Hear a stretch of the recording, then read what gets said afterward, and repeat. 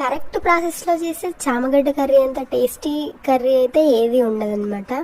చామగడ్డ curry చేయాలంటే చాలా పెద్ద ప్రాసెస్ ఉంటుంది, చాలా టైం పడుతుందని అనుకుంటారు కొంతమంది, కానీ చాలా త్వరగానే అయిపోతుంది. మనం చామగడ్డ కర్రీ ఫస్ట్ ఆఫ్ ఆల్ మనము చామగడ్డని ఉడకబెట్టి దాని పొట్టంతా తీసేసుకోవాలన్నమాట. అట్లయితే ప్రాసెస్ తొందరగా అయిపోతుంది, మనకు టైం సేవ్ అయినట్టు ఉంటుంది.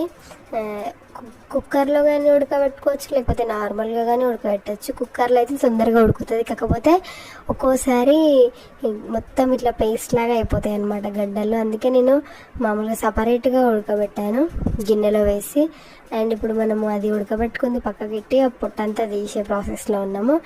ఈలోగా మనం ఆయిల్లో మొత్తం జీలకర్ర, ఆవాలు అండ్ ఒట్టి మిరపకాయలు, పచ్చిమిరపకాయలు, ఉల్లిగడ్డ ఇవన్నీ వేసి ఆయిల్లో మంచిగా ఫ్రై చేసుకోవాలన్నమాట.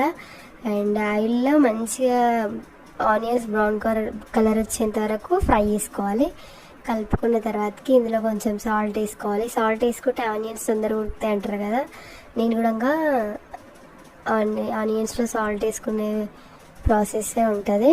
అండ్ తర్వాతకి పసుపు అండ్ అల్లం వెల్లిగడ్డ పేస్ట్ అన్నీ కలిపేసుకోవాలన్నమాట.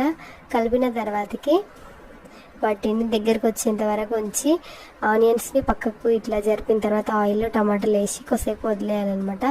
టమాటాలు మధ్యలో వేసినామనుకో తొందరగా మగ్గిపోతాయని నేను ఎప్పుడైతే ఇదే ప్రాసెస్ ఫాలో అవుతాను.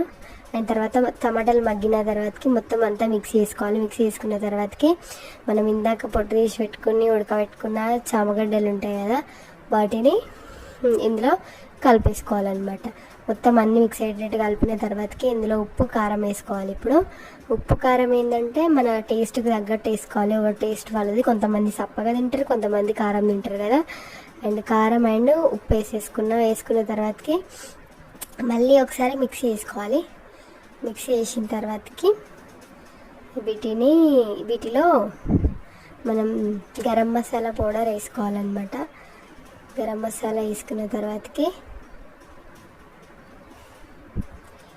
ఇందులో మొత్తం మిక్స్ అయ్యేటట్టు కలిపిన తర్వాత వాటర్ వేసుకోవాలి.